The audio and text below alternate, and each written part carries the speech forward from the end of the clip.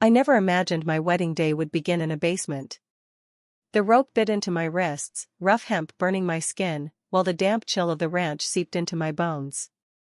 Above me, faint music played, an echo of violins and soft voices carried through the old floorboards. My wedding music. But it wasn't me walking down that aisle. It was her. My twin sister. My other half, or so I thought. Her lipstick was my shade, her veil identical to mine, her smile practiced to perfection. From a distance, no one would know it wasn't me. That was her plan all along. And as the sound of church bells grew louder, a sick realization spread through me: she was about to marry the man I loved. Let me back up. My name is Alina. I was born 3 minutes before my sister, Alina. 3 minutes that always felt like 3 miles in her mind. We grew up inseparable, the kind of twins who swapped homework, whispered secrets long after midnight, and defended each other in every schoolyard battle. At least, that's how I remembered it. But envy is a slow poison. Somewhere between our teenage years and adulthood, Elena's laughter turned into comparisons. Her glances became measuring sticks. Who wore the dress better? Who earned better grades? Who got noticed first? When I met Daniel, the heir to Blackwood Holdings, I thought she would be happy for me. He wasn't just wealthy, he was kind, genuine, the sort of man who noticed when my shoelace came undone and bent to tie it before I tripped. My parents adored him. My friends whispered how lucky I was. And Elena smiled. Too brightly. Too sharp. Now, on what was supposed to be the happiest day of my life, I understood that smile for what it was. A mask for the scheme she had been building for months. The basement door creaked above me. My heart leapt, hope flaring. Maybe someone had realized. Maybe Daniel had noticed something wrong. But instead, boots clomped down the stairs and the harsh glow of a lantern filled the gloom. Elena stood before me, dressed in my silk robe, veil pinned perfectly to her dark hair. "You should be grateful," she whispered, crouching beside me. "You'll save yourself a lifetime of being just another trophy wife." And she smirked, "I'll finally get what I deserve." I struggled against the ropes, fury boiling in my chest. "You'll never pull this off. They'll know." Her laughter was soft and cruel. "Do you forget? We're mirrors. And Daniel's too blinded by your perfect little love story to see the difference." She kissed my forehead, mockingly tender, then climbed the stairs, leaving me in the cold silence of the cellar. Above, the music swelled. The ceremony had begun. I screamed until my throat burned, but the ranch was miles from town. No one could hear. No one, except her. Our cousin, Lila. She was the only one who knew me well enough to sense the truth. The only one who might suspect that something was terribly wrong. But would she? Would she risk everything to find me? The bells tolled again. Time was running out. And that was how my wedding day began, not in white lace under a canopy of roses, but in darkness, praying someone I loved would follow her instinct before it was too late. The smell of damp cedar and earth felt like a hand over my mouth. I tested the rope again, twisting my wrists until heat flared under the skin. The knot didn't slip. I could feel the pattern of it, though, 2 turns and a tuck. Elena had always been better at pretty bows, not sailor's hitches. If I could get a nail, a shard of glass, anything. I scanned the cellar. Barrels from our grandfather's days lined one wall, a rusted apple press sulked in a corner, and the old storm door sat bolted from the outside with a padlock I knew by touch alone. This ranch had kept our summers, our secrets, our small betrayals. It was cruelly fitting that it held this one, too. I tried to pull my thoughts away from the music bleeding through the floorboards and focused on survival. What could I use? There, a cracked mason jar, glittering faintly. I scooted on my hip, inching along the dirt, dragging my tied hands like an anchor. The jar was just out of reach. I stretched, breath burning, fingertips nudging glass. The rim kissed my knuckle, and skittered away with a traitorous clink. Boots above. Then silence. I flattened myself, heartbeat loud as thunder. Nothing. The music swelled again. Vows would come soon.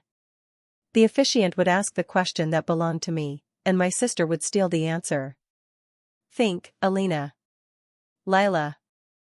Our cousin had been my second spine since we were 10, summer bruises, whispered dares, midnight bikes across the fields. When I moved out for college, we kept sharing location in case a rideshare went weird, a date went wrong, a night stretched too late. Alina had always rolled her eyes at the precaution, Lila and I never stopped. The last time my phone had pinged was 4 hours ago on the county road that led here, where Elena's bracelet had caught the corner of my veil and yanked it like a snare. My phone had cracked against the truck's floor, and the world had gone sideways under a smell of gasoline and her perfume. If Lila looked, she'd see the dot. If she trusted her gut, she'd drive. I pictured her at the venue, hair pinned in a crown braid the way she wore it for big moments, scanning the pews, realizing my seat beside Daniel's mother was empty. Lila would not accept she's late. Lila pressed until the truth squeaked. I shifted again, snagging a splinter from the beam and working it between my palms until it pointed like a thorn. I set the fiber to the rope and started sawing, tiny, desperate strokes that made my vertebrae throb. I thought about Daniel's hand on the small of my back the night we toured the greenhouse strung with fairy lights, about the vow we'd written in our kitchen at 2 a.m., about the way he said my name like a secret worth protecting. A truck engine growled outside, faint, then closer, tires rolling slow over gravel. My mouth went dry. It could be the caterer, the florist, an oblivious delivery. Or it could be. The cellar door groaned. Light knifed down the stairs. I hit the splinter in my palm and lifted my chin. Alina descended, our grandmother's pearl pins glinting in her hair. She'd put on the dress my mother and I had chosen in a tear-slick afternoon, the one with the clean lines and the architectural back I loved. Seeing it on her made my stomach claw at my ribs. Smile for me, she murmured. You always smiled better in photos. Take it off, I said. You don't get to wear that. On the contrary. She crouched, careful of the silk. It suits me. Why? My voice scraped. You had men. You had choices. You had me. Her eyes flicked, quick as flint. I had your leftovers. Your shadow. Your almosts. She tilted her head. Do you know what it felt like to watch you be chosen, again and again, because you were softer, easier, a safer bet? Daniel's family never saw me. They saw you and nodded like you completed their picture. The rope burned under my splinter. So you kidnapped me. I corrected a mistake. She smiled without reaching her eyes. Besides, he'll be fine. I'll play adoring wife long enough to get access. It's what his mother wants anyway, a woman who blends with the curtains. You misread Daniel, I said. You misread me. The engine outside shut off. Elena's head lifted, an animal hearing something in the brush. I'll be back for the final kiss, she said lightly, rising. Stay hydrated. She set a water bottle 2 feet beyond my reach, mockery as generosity, and climbed away. The door thudded, the bolt shot. I swallowed the useless water with my imagination and went back to the cut. The rope's fibers grew fuzzy, the groove deepening, pain scribing itself into my wrists like a vow I hadn't meant to make. Another truck door closed above. No music now. Voices. 2 of them. A rapid clatter, footsteps running, then skidding, then. Ollie. The name drilled through the boards like sunlight. Here. I slammed my shoulder into the beam. Dust fell on my tongue. Down here. The bolt scraped. The padlock clanged open. The door flew up, and Lila's face, wild, terrified, furious, leaned over the threshold, backlit by noon and salvation. Don't you dare pass out, she said, already on the stairs. I didn't break 3 speed limits to perform a floor rescue. Behind her, another shadow. Daniel. His eyes found me in the dark the way they always had, and what lid there, love, panic, promise, nearly undid me. Get her wrists, Lila ordered. I've got the knot. The rope resisted, then surrendered with a sound like a breath finally leaving. I fell forward into Lila's arms, tears washing salt into the dirt. Daniel's hands hovered, steadied, held the back of my neck like it was precious. We have 20 minutes, Lila said, voice thin with adrenaline. They're starting vows now. We can still end this where it began. I looked at the dress that wasn't mine, at the marks on my skin that were. I stood, legs shaking, and wiped my face with the heel of my hand. Then let's go ruin a wedding, I said, and even in that wreckage, we all smiled. We drove toward the bells, carrying the truth like a blaze. We hit the county road with Lila driving like the law didn't apply to blood emergencies. Daniel sat in back with me, his jacket around my shoulders, his tie off, hands steady on my knees. His knuckles had a cut. Later I would learn he'd broken the storm door latch when the key stuck. For now, all that mattered was the line of his jaw, set in a way that made space for my fear, my rage, the shaking that wouldn't stop. Say it, Lila said, eyes fixed on the ribbon of asphalt. Say what we're doing so nobody second guesses it when the room turns ugly. We're stopping a crime, Daniel said. And keeping you safe. And ending a lie, I added, throat raw. In front of everyone who was meant to witness our truth. Lila exhaled. Good. Because if Aunt Mara tries to shush me, I intend to be extremely unshushable. I managed a laugh that hurt. You? Never. I fingered the torn edge of my sleeve. My phone lay in Daniel's open palm, spiderwebbed from where Alina had slammed it against the truck. The screen lit under his thumb and died again, a useless firefly. 4 hours ago, Lila said. That was the last ping. I knew you wouldn't go off grid on your wedding day. When you didn't answer, my stomach did that thing. She slapped the wheel. And when Aunt Mara said you were getting a special touch-up with Alina, I checked the locator. County Road. No battery since. I called Daniel, he was already on his way because he couldn't find you either. He nodded, eyes on me. Your mom said you were with hair and makeup. Your stylist sent a photo of you. His mouth thinned. Only it wasn't you. Your left ear has a tiny crescent scar from that swing set, and the veil hid it. But the smile wasn't mine, I finished. I know. We took the last curve fast, chapel spire flashing through the cottonwoods. Cars lined both sides of the lane, their chrome gleaming like teeth. Lila braked hard near the service entrance. You ready? No, I said honestly. But I'm going anyway.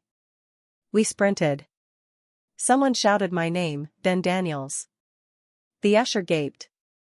My mother, roses pinned to her dress, mascara brave, turned at the whispering wind our bodies made and went gray in an instant.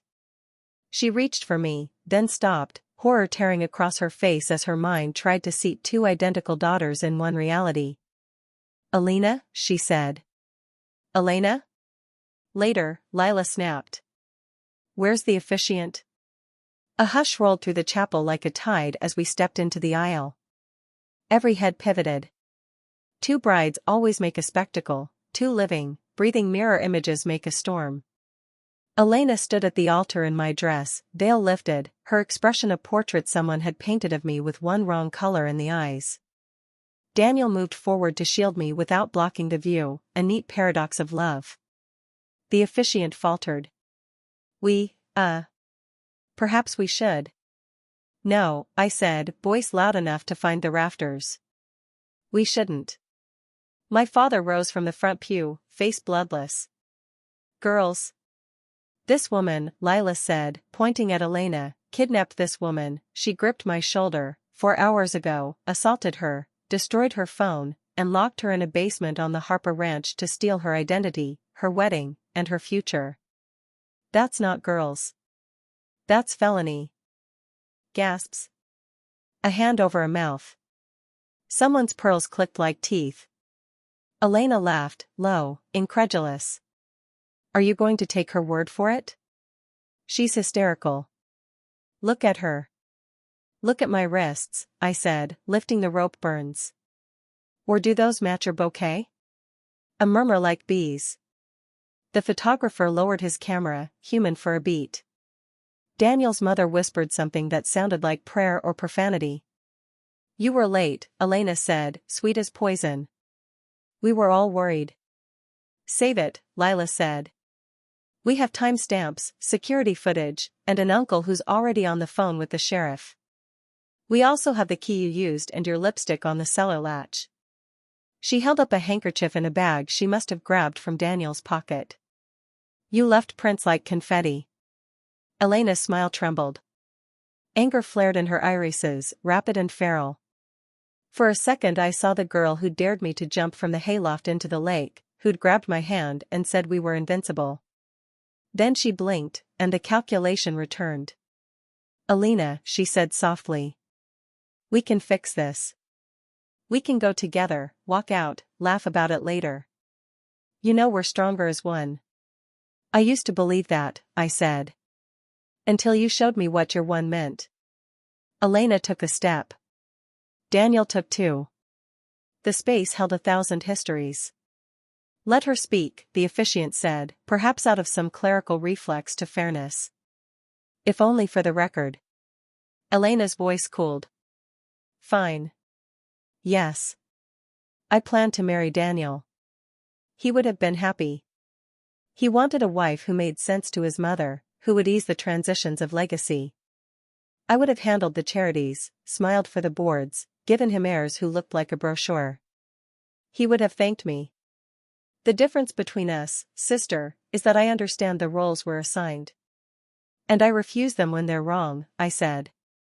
Enough, Daniel said, quiet and lethal. You used my trust to hurt the person I love most. You used our faces to turn love into theater. This ends now. He looked to the back where 2 deputies appeared like punctuation at the end of a sentence everyone had been writing all morning.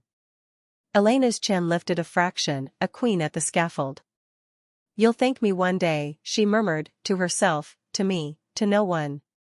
I stepped forward. My hand rose. The slap landed with a crack that stung my palm and made my grandmother's pearls jump on my mother's throat. That, I said, is for the basement. Lila's hand closed around mine, grounding me. The deputies moved. The room exhaled. The officiant closed his book. We will pause the ceremony, he said, absurdly formal, heartbreakingly human. For reasons that are now self-evident. The bells outside did not ring. The silence inside did. We didn't leave the chapel so much as we were escorted through it by human shock. Faces blurred, friends, cousins, his colleagues, the florist dabbing her eyes with a green-stained wrist. My mother walked beside me, fingers hovering as if I were a skittish mare. My father trailed after Alina and the deputies, his mouth working, words failing.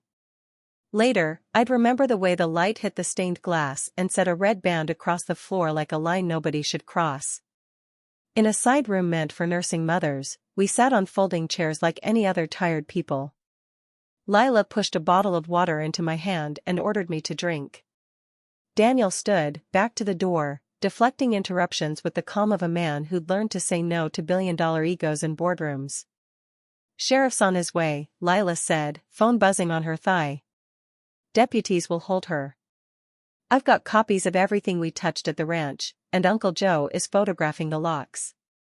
We'll get the footage of our arrival from the chapel cams, too. Of course you will, I whispered. You're terrifying. It's a family trait, she said, eyes soft behind the steel. Daniel crouched, level with me. I'm so sorry. For what she did? I asked. Or for what we almost did without me? For all of it, he said. For not seeing sooner. For every minute you were alone underground while I smiled at an imposter. She fooled everyone, I said. She planned this to be unseeable until it was too late. I won't let her steal one more thing, he said. Not your day, not your voice, not your choice. He swallowed. But I won't ask you to go on right now. My mother made a small noise, half sob, half plea. We have guests. We have trauma, Lila said, flat. And trauma eats cake for breakfast. I laughed, a broke glass sound that still, somehow, made us all breathe easier. There was a knock. The sheriff stepped in with a gravity you could set a table on. He asked the questions, I gave the answers. I described the truck, the robe, the perfume, the way Elena's jade bracelet had flashed when she struck my phone. I showed my wrists. He nodded, not unkindly, and promised the next steps would be clear, boring, and real. When he left, the quiet stretched. On the other side of the thin door, the hum of 100 confused loved ones clustered, waiting for a cue that wouldn't come. Call it, Lila said, eyes on me. I looked at Daniel. He didn't speak, he only held the answer open for me to place. I want to marry you, I said. I also want to breathe without feeling the earth above me. I need those two truths to stop fighting each other. He nodded once, decision settling like a cloak over both of us. He turned to my mother, whose hands were twisting her corsage into green threads. We're postponing, he said gently. We'll inform everyone and take care of the vendors. We'll send food home, music home, the day home. And when we return, it will be ours. Tears finally broke free from my mother's careful mascara. I don't deserve your grace, she whispered. I didn't see. I should have seen. You saw 2 daughters, I said, not unkind. You chose wrong this morning. Choose right now. She put both hands on my face and nodded. I choose you. We walked back out together. Daniel took the microphone from the bandleader and spoke so steadily the rafters straightened. He apologized. He explained briefly. He thanked everyone. He asked them to take the flowers, the food, the love we had meant to offer, and go home safe. He promised another day, soon, simpler. Then he set the mic down and turned to me. Not vows, he said softly. Just a promise on a day that tried to break us. In front of everybody? I asked, raw. In front of whoever stays, he said. And in front of whoever can't look away, which is most of them. So we stood under an arch meant for something else and made a promise that felt even truer, not to perform, but to persist. He promised to believe me when my voice shook. I promised to tell him when it did. He promised to open doors even when he didn't understand why. I promised to walk through when I could, to lean when I couldn't. We promised to keep the light on in the rooms where honesty lives, even when our eyes stung. People cried in a way that sounded less like pity, more like recognition. We left through bubbles because people still had them, and because laughter had to do something with itself or it would drown. Outside, the deputies guided Alina into a cruiser. For half a second our eyes met, and something, hurt? Flickered there. I didn't wave. I didn't spit. I didn't do anything except stand in my ruin and refuse to be ruined.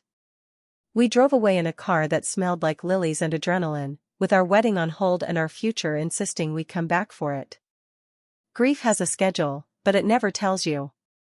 It arrived at odd hours, pouring coffee. I'd think of the water bottle she'd set just beyond my reach, taking a shower. The rope marks would purple and bloom and remind me my skin remembers what my mind tries to file. My mother sent texts that read like prayers and also like apologies. My father installed a new deadbolt on the ranch door, then replaced the whole frame because wood that had held a bad thing deserved to rest. Daniel and I moved quiet through the first week, soft conversations, long walks, therapy appointments that ended with my head against his shoulder, our therapist's gentle voice stitching us back to ourselves. He never asked me to hurry. I never asked him to be stronger than human.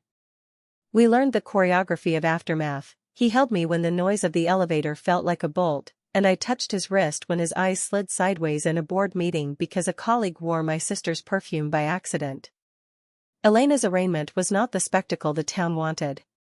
She appeared in a simple dress that belonged to neither of us, hair unpinned, chin high. The charges, kidnapping, false imprisonment, assault, attempted fraud, stacked like bricks. Her attorney negotiated like a man bailing a boat with a teacup. In the end, Alina took a plea, 1 year in county, probation after, mandatory counseling. When the judge asked if we wished to make a statement, I stood and said only, I choose boundaries. It was the bravest and most adult sentence I had. Outside, microphones waited like hungry birds. We kept our hands laced and offered nothing but the same sentence. It wasn't the headline the papers wanted. It was the one I could live with. We set a new date. Small, Lila insisted. No chairs with bows. No 7-tier metaphors. Just vows, cake, and a playlist that forgives. We booked the greenhouse again, the one with light that made ordinary faces look like good choices. Invitations went out with blunt kindness, we tried once and life intervened. Please join us as we try again. A week before the day, a letter arrived with the county seal and my sister's handwriting. I stared at it for a long time at the kitchen counter. Lila read my face and set a mug of tea beside my elbow. You don't owe that paper your eyes, she said. I know, I said. But my past lives there. Then read it once, she said. And only once. Elena's writing had always been neater than mine, a habit of precision she wore like defense. She didn't waste words now. Alina. I won't ask you to forgive me. I used that word like a key too many times growing up, and I don't get to pick the lock anymore. I could tell you why. I could tell you about the night in junior year when Mom told me, gently, that you needed more praise than I did, so she would aim it there. I could tell you about the way men looked at us and the fraction of time their eyes rested on me. I could tell you I thought I was stealing a role the world had already assigned you. All of that would be true, and none of it would be an excuse. I didn't realize what I was really jealous of. It wasn't your face. It was how people stayed when you spoke. I wanted to cut your hair to match mine, I should have learned to make my own voice matter. I am sorry. I am also not safe for you yet. I am learning the difference between wanting love and deserving it. If you ever decide to visit after I am out, please bring Lila. She looks like a fence and a door at once, and I might behave. Do not bring Daniel. I am not a martyr and I am not cured. I set the letter down. A part of me, the part that had always reached back when she tugged, longed to drive to the county yard with a bag of books and a list of things we could rebuild. Another part, the one that had stared up at the underside of my life in a cold basement, kept my feet under me. I folded the letter once, then again, and slid it into a folder labeled records. Lila exhaled like she'd been underwater. What now? She asked. Now I get married, I said. On purpose, not in spite. We spent the night making place cards with a borrowed fountain pen and too much laughter. I wrote Lila in block letters so big they looked like a shout and added a crown doodle. She pretended to be offended and wore it anyway. On the morning of our new wedding, I woke before the light and slipped out to the porch. The city below hadn't started its engines yet. I could hear my own heart, steady as a metronome someone had finally calibrated. Daniel slid the door open, a question on his face turned into a smile when he saw mine. Today? He asked. Today, I said. And under a sky that looked like a clean page, we walked toward the day that was ours. The greenhouse smelled like citrus and wet stone. Sunlight feathered through panes and laid soft squares on the floor. Someone had put lemons in the centerpieces and the room glowed as if lit from inside. It felt like standing in a living lung. Inhale, exhale, begin. We kept it simple. 27 chairs. A string trio that knew when to hush. Lila in a cobalt dress that refused to apologize for joy. My mother with a handkerchief and no pearls, her wrist bare where a corsage would have hidden the vein that fluttered during hard conversations. My father in his only good suit, the farm still under his fingernails because the farm is stubborn and so is he. Daniel's parents with careful expressions and fewer expectations. People make adjustments when they learn what love costs. I chose a dress that didn't have a twin. Not revenge, just relief. Silk that moved like thought, a neckline that let me breathe, pockets that held a vow and a peppermint. I pinned a single pearl from my grandmother at my collarbone, not as a relic but as a punctuation. There was no aisle to conquer, just a path to cross. When the trio began, I stepped onto it alone and halfway through met Daniel coming from the opposite door. We finished the walk together, which looked polite but felt like theology. The officiant cleared his throat, then smiled. "I'm told you've written this part yourselves." Daniel went first. His voice didn't shake. "I don't promise to keep bad things from happening to us," he said. "I promise to stand between you and the door and open it when the room feels small. I promise to check the basement before I ask you to follow me upstairs." A ripple of soft, broken laughter moved through the chairs and steadied itself into breath. "I promise to listen if your no is quiet. And I promise to keep saying yes." I unfolded my paper. "I don't promise to be unafraid," I said. "Fear kept me alive. I promise to tell you when it's steering and hand you the map. I promise to leave every place we live with a working lock and a working light. I promise to be the person who knows your grandfather's favorite joke and the names of your worst doubts. I promise to keep us honest when the story we could tell about ourselves is prettier than the truth." I looked up. "And I promise to choose you on ordinary Tuesdays when no one is throwing rice." We didn't exchange rings from the paused ceremony. We'd chosen new ones with a line of gold running through darker metal, like a river cutting stone, like kintsugi that heals what breaks with something stronger. We slid them on with hands that remembered rope and rescue and found they still fit. "By the authority given me by a state and by a community who will babysit when you're tired and bring soup when you're sick," the officiant said, grinning now, "I pronounce you married." We didn't kiss like people desperate to forget.